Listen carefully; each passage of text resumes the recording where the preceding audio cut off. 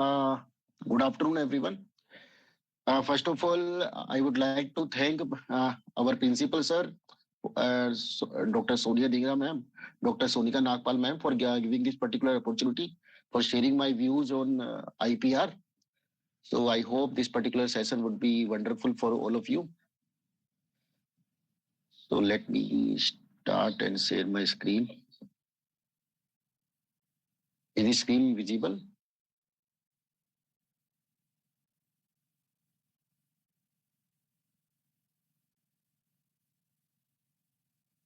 Yes, sir. Okay.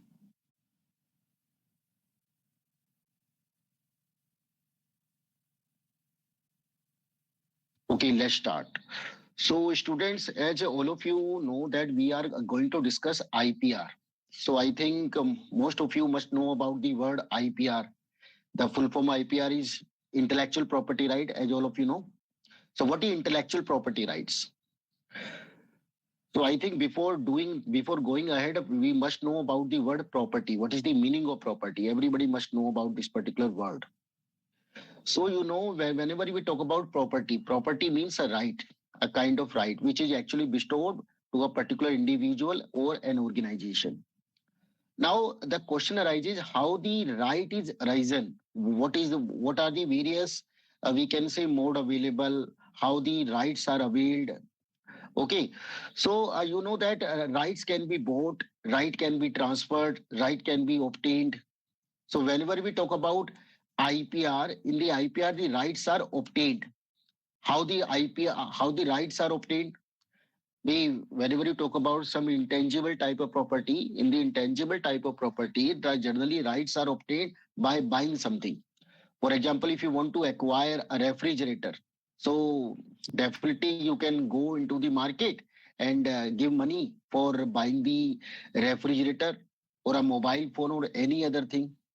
But whenever you talk about IPR or intellectual property rights, generally intellectual property rights are acquired uh, by putting your mind, by putting your intellect. Okay, so whenever you think, whenever we talk about anything, whether you are studying, whether you are doing an invention or doing anything, so behind everything there is an idea. Okay. So idea is supported by your pre-knowledge. So if you have pre-knowledge, on the basis of that, the idea is generated. And finally, we take the risk for implementing the idea so that it can be marketable, or it can give some kind of fruit to us. Okay. So whenever an idea is whenever an idea converted into a marketability, and then idea is sellable in the market, so we can get it registered with the government of India. भाई आप जब भी बात करते हैं government of India के पास जाएंगे, तो गवर्नमेंट ऑफ इंडिया आपसे पूछेगी कि भाई आपके पास जो राइट है, आपके पास जो आइडिया है, उसका क्या यूजफुलनेस है। तो आपको ये यूजफुलनेस बताना पड़ेगा कि भाई I have this particular idea and with the help of that idea I can मतलब कंट्री के लिए क्या फायदेमंद होगा, तो it can be fruitful for the country. देखिए, दो बातें आपको ध्यान रखनी होती है जब भी आप इंटेलेक्चुअल प्रॉपर्टी राइट्स की बात करते हैं। नंबर वन, ये सोसाइटल होना चाहिए, सोसाइटी के लिए क्या बेनिफिट होगा। Number two, it must be marketable, यानी इसका फाइनेंशियल एस्पेक्ट क्या है, ठीक है ना। तो marketability and sociability, these are the two things which are very important whenever we want to get it registered with government of India. तो अभी हम बात कर रहे थे सबसे पहले भाई प्रॉपर्टी क्या होती है। तो आप सभी, बहुत सारे स्टूडेंट आप में से कॉमर्स के स्टूडेंट भी हैं। तो प्रॉपर्टी की जब आप बात करते हैं तो प्रॉपर्टी दो तरह की होती है, एक टेंजिबल प्रॉपर्टी है, एक इंटेंजिबल प्रॉपर्टी है। So, whenever you talk about tangible property may be in different form. For example, you may have your laptop, your computer, your mobile phone, your refrigerator, or a lot of things. But what are intangible properties? So, intangible properties are the property which cannot be touched, which can be felt only. Okay. So, there. Hello.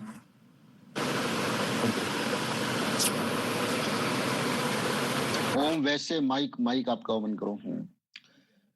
तो अभी हम बात कर रहे हैं tangible property की। तो tangible property different form में हो सकती है। It can be land, building, machine, furniture, vehicles, different type of tools, computers, your business inventory, all these are tangible properties. So but when you talk about intangible property may be of in different forms in the business or with an individual also. It can be your broadcasting rights, a goodwill, copyright, patent right, franchise agreement, your trademark, your license. Okay, so whenever you talk about intangible property are mainly acquired by your intellect, by your mind, by your hard working, by your skill, by your talent, or we can say by your experience also.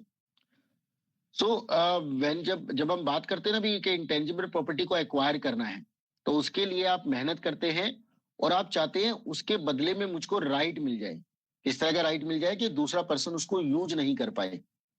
भाई मैंने मेहनत करी है, मैंने for example I am a computer programmer and with the help of my skill and talent, for example I develop a particular computer app और mobile app.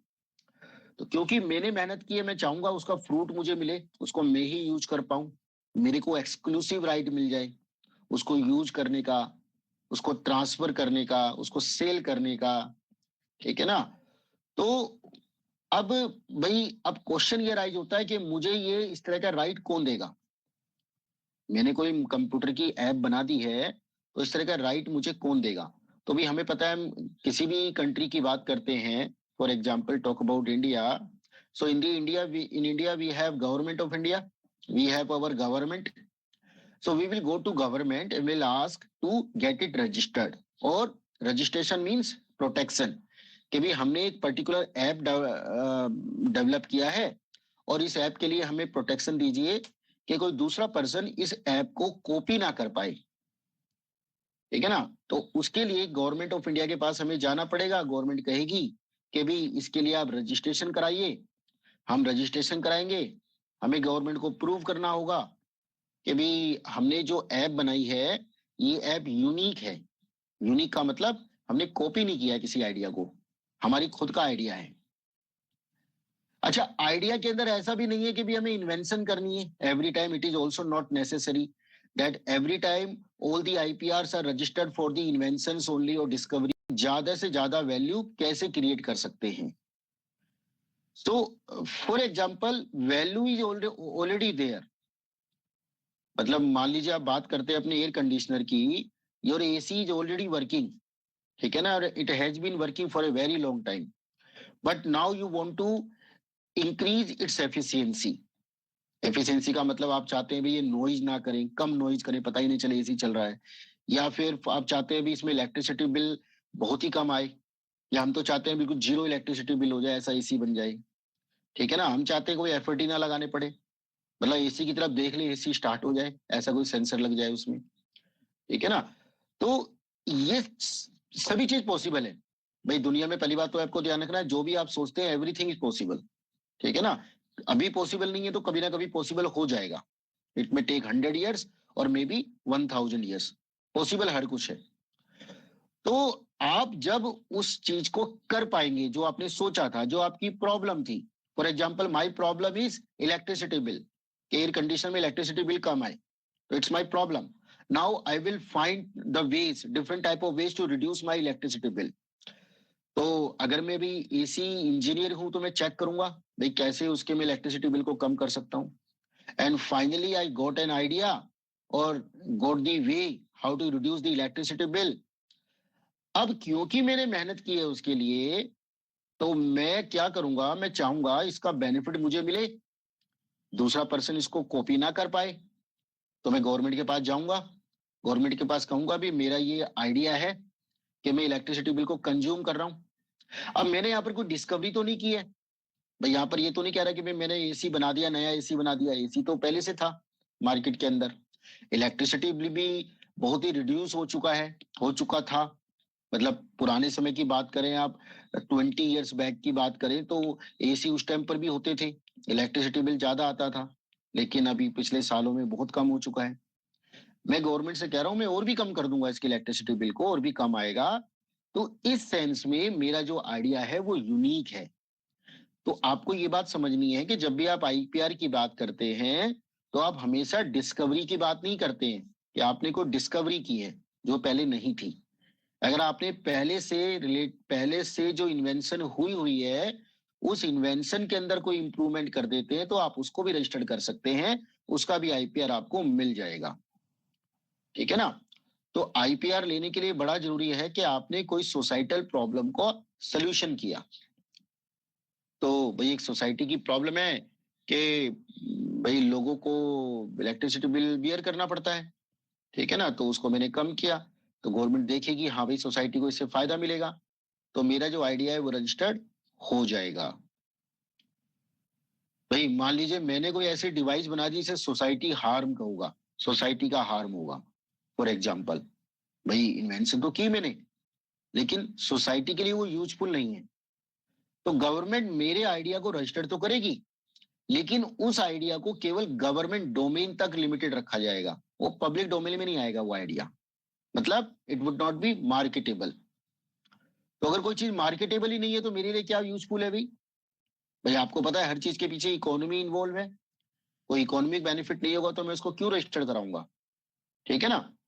तो आपको हमेशा ये बात ध्यान रखनी होती है, जब भी आप गवर्नमेंट के पास जाते हैं तो दो बातें ध्यान रखनी होती हैं। गवर्नमेंट दो बातों पर एम्फेसिस करती है। Number one, it should be for the social use.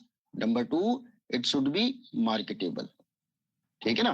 तो दो बातें आपको ध्यान रखनी होती हैं। देखिए जब आप बात करते हैं किसी भी प्रॉपर्टी राइट्स की, चाहे वो आप आईपीआर की बात करें, किसी टेंजिबल प्रॉपर्टी की बात करें, so a property can be owned by a person, company, government, trust. So basically, whenever we talk about a property, property generally means a kind of right. ठीक है ना? So rights are bestowed. Different types of rights are bestowed. So right का मतलब होता है यहाँ पर, property right का मतलब होता है ownership, कि कोई चीज आपके पास है। ठीक है ना, किसी दूसरे के पास नहीं है। फॉर एग्जाम्पल मैं कह रहा हूँ भाई मेरा मोबाइल, तो मेरे मोबाइल का मतलब यहाँ पर ये हुआ कि या तो मैंने मोबाइल को परचेज किया हुआ है, या मोबाइल को मैंने किसी ने मुझे मोबाइल ट्रांसफर किया हुआ है। ठीक है ना। तो ओनरशिप होनी चाहिए जब भी आप किसी प्रॉपर्टी की बात करते हैं। तो प्रॉपर्टी जो होती है वो ओनरशिप से आती है। हम किसी दूसरे के लैपटॉप को तो अपनी प्रॉपर्टी नहीं बता सकते ना, इट्स माई प्रॉपर्टी। सो जब भी आप बात करते हैं प्रॉपर्टी की, तो in the property there are certain things which are included.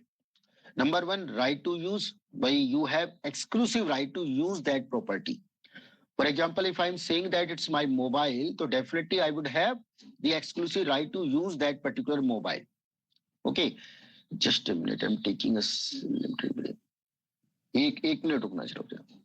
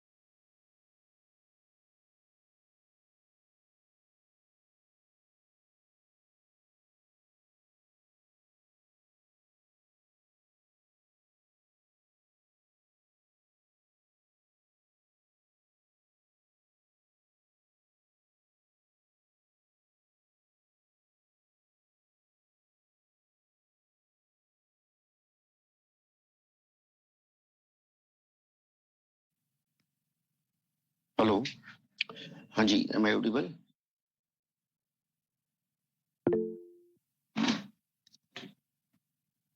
Hello. Yes, yes, sir, you are audible. Yes, sir. Okay, तो अभी हम बात कर रहे थे प्रॉपर्टी राइट्स की, तो भी जब भी आप बात करते हैं प्रॉपर्टी, व्हाट इज प्रॉपर्टी, तो definitely it must be for exclusive use. Means अगर हम बात कर रहे हैं भाई कि भी ये कोई पर्टिकुलर थिंग मेरी है, तो इसका मतलब मेरे पास उसका राइट भी है। एक्सक्लूसिवली मैं उसको यूज कर सकता हूँ, कोई दूसरा पर्सन उसको यूज नहीं कर सकता है, मेरे पर राइट है। इसके अलावा मेरे पास कौन सा राइट है, I can transfer that particular property. मैं कह रहा हूँ मेरा मोबाइल, तो इसका मतलब मेरे मोबाइल का मतलब मेरे पास उसको ट्रांसफर करने का राइट भी है मेरे पास, उसको मैं चाहूँ तो उसको ट्रांसफर भी कर सकता हूँ, रेलिंक्विश कर सकता हूँ मैं। रेलिंक्विश का मतलब क्या होता है, रेलिंक्विश का मतलब होता है लीविंग द राइट। ठीक है ना, भाई मैं बोल रहा हूँ मेरा मोबाइल, तो मैं इसको गवर्नमेंट को कह सकता हूँ this is not mobile.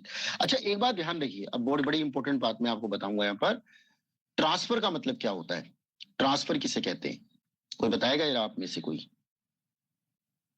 What is transfer? Sir, transfer तब होता है जब किसी भी चीज की राइट्स, जैसे कोई प्रॉपर्टी हो गई तो उसकी कंप्लीटली राइट्स हम जिसको दे रहे हैं उसके नाम पर दे देते हैं, हमारे पास कोई उसकी राइट्स बचती नहीं है। ठीक है मुस्कान। देखो, जब भी हम बात करते हैं ट्रांसफर की, तो ट्रांसफर ही बेसिकली का मतलब बेसिकली होता है कि जो चीज आपके पास नहीं है, आपने अपनी ओनरशिप, उसको आपकी ओनरशिप से निकल गई। फर्स्ट ट्रांसफर में होता है आपकी ओनरशिप से निकलना, और सेकेंडरी होता है किसी दूसरे को मिल जाना। तो ट्रांसफर में आपकी ओनरशिप से निकलना इज इंपॉर्टेंट, दूसरे को मिलता है नहीं मिलता दैट इज सेकेंडरी थिंग। मैंने कह दिया भाई मेरे पास कोई प्रॉपर्टी है, for example my mobile, I am transferring my mobile, तो it means it is not mine, it would not remain mine now onward. ठीक है ना, दूसरे को मिलता है वो सेकेंडरी है, मिलता है या नहीं मिलता, लेकिन मेरी ओनरशिप से निकलना प्राइमरी है। ठीक है ना, तो जब भी आप ट्रांसफर की बात करते हैं, दो चीजें आती है इसके अंदर। नंबर वन, जो ओनर होता है वो प्रॉपर्टी उसकी नहीं रहती है। नंबर टू, उसका ओनरशिप किसी दूसरे के पास चली जाती है। तो इसमें दो एस्पेक्ट होते हैं, नंबर वन ओनरशिप से निकलना, दूसरा ओनरशिप मिल जाना, किसी दूसरे को ओनरशिप मिल जाना। तो रेलिंक्विश का मतलब होता है ओनरशिप निकलना, ये सेकेंडरी हो, ये सिंगुलर होता है जनरली। जब आप बात करते हैं ट्रांसफर की, तो ये डुअल होता है नेचर में। ठीक है ना, फर्स्ट ऑफ ऑल ओनरशिप से निकलना, दूसरा ओनरशिप मिल जाना। लेकिन रेलिंक्विश में सिंगुलर होता है, यानी कि आपकी ओनरशिप से कोई चीज निकल जाती है, उसका ओनर कौन बनता है, मालिक कौन बनता है, वो सेकेंडरी होता है। भाई आपको पता है जो चीज आपकी नहीं है और आपने किसी पर्टिकुलर पर्सन को उसको नहीं दिया है, तो generally government is considered the ultimate owner of that particular thing. ठीक है ना, अगर किसी का कोई भी मालिक नहीं है किसी भी चीज का, तो उसका मालिक जनरली हमारी कंट्री की जो ट्रस्टी है, कंट्रोलर है, that is the government of India, वो उसकी मालिक मानी जाती है। तो रैली किसका मतलब हो गया कि आप किसी चीज पर अपना राइट छोड़ देते हैं कि भी now onward this would not remain mine. Reason may be different, कुछ भी रीजन हो सकता है।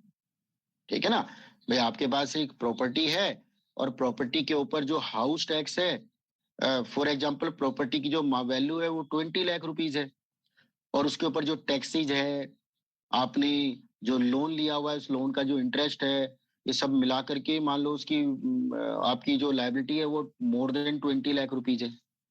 तो आप डिफॉल्ट पर जा सकते हैं, आप कह सकते हैं I am relinquishing that particular property. If the property is not yours, that definitely the liability will not also will not be yours, you would not be responsible for any kind of we can say obligations in the future also। तो आप उसको relinquish कर रहे हैं। इसी प्रकार से आप चाहे आईपीआर की बात करें या किसी भी टेंजिबल प्रॉपर्टी की बात करें, आप उसको रेलिंक्विश कर सकते हैं। Number next is extinguishment. What is extinguishment? Extinguishment का मतलब होता है जब सब्जेक्ट मैटर ही डिस्ट्रॉय हो जाता है।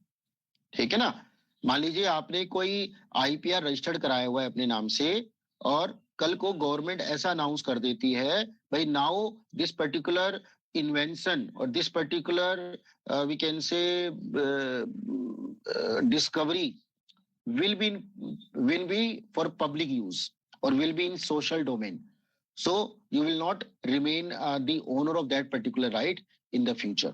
ऐसा भी हो सकता है, गवर्नमेंट को पूरा राइट है। ध्यान रखिए, जब भी आप कोई इन्वेंशन करते हैं उसकी मार्केटेबिलिटी सेकेंडरी होती है। प्राइम क्या होता है? प्राइम होता है सोशल वेलफेयर। हमेशा ध्यान रखिए, चाहे आपने कुछ भी चीज बनाई है, ठीक है, तो आप ये नहीं कह सकते हैं भाई मैं तो उसको सेल नहीं कर सकता। अगर ऐसा होता, 2020 में कोविड आया था वर्ल्ड के अंदर, और किसी ने इन्वेंशन कर दी थी, मान लो कि भाई किसी ने वैक्सीन बना दी, और कोई कंपनी कहती है, कोई इंडिविजुअल कहता है कि भाई मैंने वैक्सीन बना दी है, मैं इसको नहीं देता लेकिन किसी को, क्योंकि मेरा राइट है, मैंने बनाया है इसको, मैं इसको मार्केटेबल नहीं करता, या मैं इसको बहुत महंगा मार्केटेबल करूंगा, बहुत महंगा सेल करूंगा मैं इसको, ठीक है ना, तो वो नहीं चलेगा। अगर